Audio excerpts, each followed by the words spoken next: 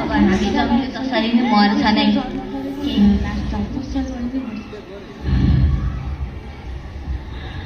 नछड मेरा हे साथीभाइ बनाउन मलाई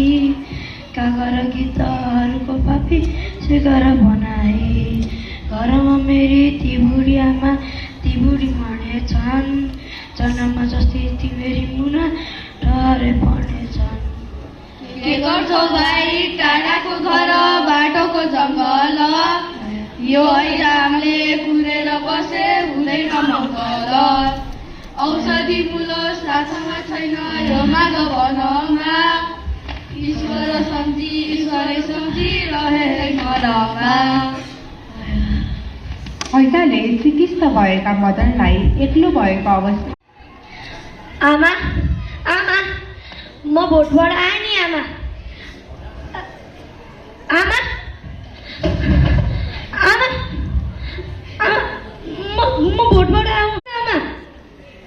आमा उठ्नुहोस् न आमा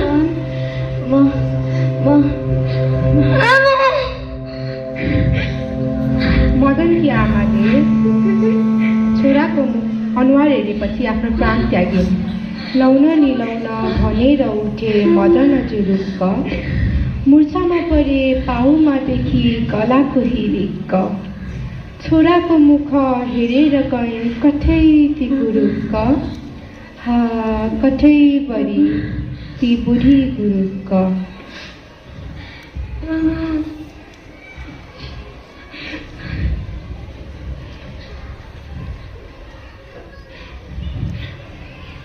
दिदी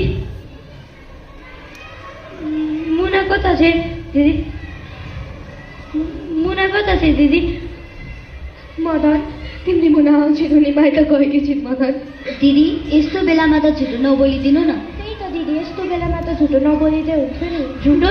यो पल्ला घरे दिदीहरूले के भनेका हुन् भन्नु न कहाँ चाहिँ मुना आमालाई यस्तो बिरामी हुँदा त छोड्ने खालकी त होइन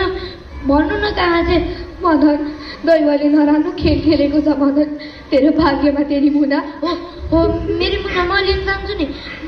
म लिन जान्छु भन्नु न कहाँ चाहिँ मदन अब उसलाई कसैले लिएर आउन सक्दैन उनी धेरै टाढा गइसकिन् धेरै टाढा तिम्रो वियोगमा उनी बिरामी भएर यो संसारबाट बिदा लिइन् मदन हे मेरा भाइ ती मुना छैनन् पृथ्वी बारीमा टिपेर बसिन् सुखका फुला स्वर्गका बारीमा